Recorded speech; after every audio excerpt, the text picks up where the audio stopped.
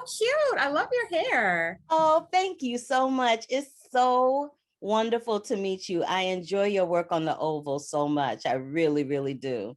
Thank you. I appreciate you taking time to talk to me. Oh, yes, yes, girl. I was going to take some time to talk to you. Yes, ma'am. Oh, but I was. Oh, but I know that you are a big advocate of demystifying the stigma around mental health in the Black community because it's a thing. Well, it's important to me because I grew up with mental health issues, depression and anxiety my entire life. And as I was growing up, it wasn't something that I knew how to articulate to my parents. And so they couldn't really put a finger on what was going on with me. And for me to explain it to them was just kind of a moot point. But when I got older, I major in psychology in college. So I was able to better understand what I was going through. And I did start seeing a counselor. And, it's healthy, whether you're whether you have a mental illness or not, we all need an outlet, a neutral outlet. And I think it's healthy. And in the Black environment, in the Black community, excuse me, like you said, it's been stigmatized. And I think it's unfortunate because if you had a heart condition, you can't see that. And it's the same with mental health. You can't see physically that there's something wrong, but there can be something very wrong and it needs to be addressed just like any other physical ailment. I know that you've worked with an organization or a program called Silence the Shame.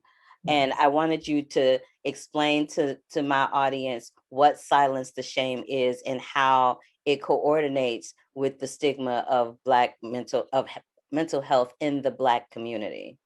Well, Silence is the Same is an organization. It's an organization that focuses on mental health in the community in general. So, they offer education and resources to people in need or people who are just curious about, mental health. And there are activities and so forth. So it creates a safe environment for people who may not feel comfortable approaching, the topic of mental health. And with the situation with COVID, it's been challenging for everybody. I have not met one person who hasn't had, a COVID story, or a quarantine story. And so, with this being unprecedented, this is something that we're completely unfamiliar with. We're just now learning how to move within this environment. And sometimes we need help. And Silence the Shame is available to anyone who is seeking that help. Black women have a tendency to be, we have to be strong, not only for ourselves, but everyone else around us, especially those that we love. And we now, our generations combined, have decided that, what, that's not okay. I can't take care of everybody else if I can't take care of me. Exactly. I think it comes with self-awareness. And understanding that there is such a thing as generational curses and generational trauma. And I don't want to perpetuate that. I don't want to perpetuate it for myself or for anyone else in my family or in my path because it's just unhealthy. And so just being self-aware has been a big part of it. And I'm not ashamed of it. I suffer from anxiety. I depression is something that has plagued me for a long time. And I'm not ashamed of it because it's so common and it's part of who I am. So it's just, being accepting of that and wanting to do something about it, being, proactive and advocating for myself. It's important that oftentimes, especially with ADHD and autism, I've noticed that in the Black community, we don't want to address it. It's just like, oh no, that we explain it away. And you're not doing your children, you're doing them a disservice if you don't have it addressed. And there are so many resources out there for us, and we just need to tap into them and utilize them. Girl, you got to give me a scoop on the oval. Victoria is acting out. Nancy and Ruth got some ish. I mean, come on, break a sister off a little something, something. And Victoria is going to be the hot mess express that she always has been, and it's never going to change. I don't expect. And yeah, feeling that. And, we're going to see some things. We're going to see the relationship between Victoria, well, the love triangle, Victoria, Sam, and Priscilla, evolve. And it just gets messier and messier.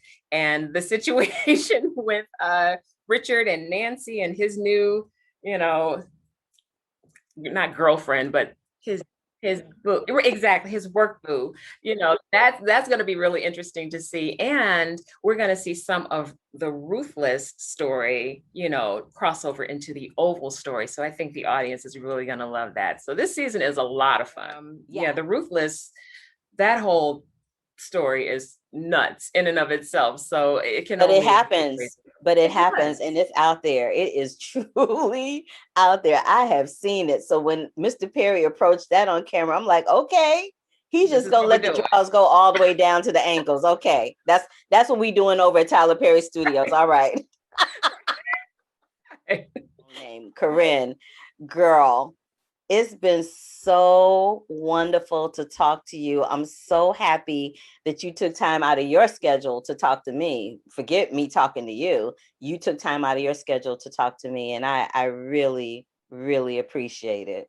No, I am so grateful for you, and I'm grateful for your energy. And this has been amazing. I hope we get to have some more conversations in the near future. Oh, girl, if Michael is your publicist, trust and believe it will happen. It's going to go down. Trust and believe it will go down. And as a matter of fact, I'll be doing some lives pretty soon on Instagram. So I know people have been asking that of me lately, and I'm a little bit introverted. So, I'm going to pop in and help you out. Thank you. I appreciate that. Just have Michael let me know, or you can tag me and let me know, and I'll pop in and help a sister out.